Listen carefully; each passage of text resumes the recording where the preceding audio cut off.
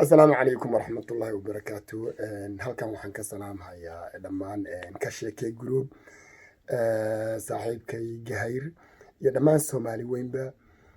Waxaan ku duubayaa tix gaaban oo runtii ka hadlaysa arrimaha Soomaaliya ee dhibaatooyinka ka dhaca iyo kulay maartay xogaa meelay taabanaysaa.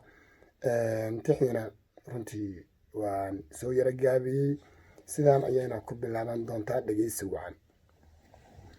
rumado rama sooma baxo riiqayaan nahaye raran iyo kulayl baa ka baxay raas kastoo jiraaye rasaasiya hubbaa lala dhacaa lagu ruushayaaye rakaabkii dhaqaaqana bumbaa lagu ruuxayaaye runma sheega ruuxii hadloo raabuq hadalkiiye kala riixad mooye ma jiro reebid iyo hooye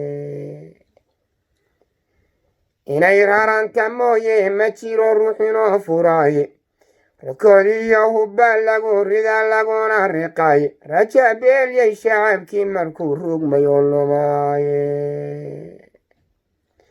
rasamaalu yaaliyo ma jiro rooti loo dubaaye nin walbaa intuu ruug ka jabay reeyay kaaligiiye oo reeruuba reerkuu ku xigay raadsayoo furaaye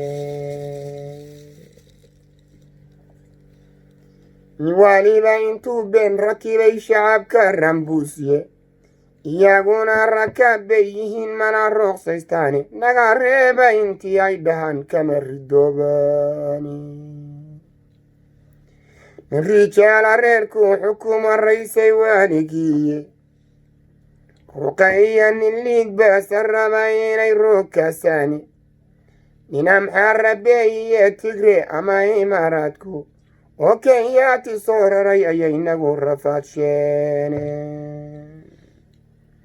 rabbiyow xaggaagan run yeeray ka dahlayne rabbiyow raxmaaniyaada raasiiqoo jiraaye naga reeb waraabaha rabbow ruux tog banahay. Soomaali weyn waan salaamahayaa sanad cusub oo aad wanaagsan baan idiin rajaynahayaa. Asalaamu calaykum waraxmatullaahi wabarakaatu.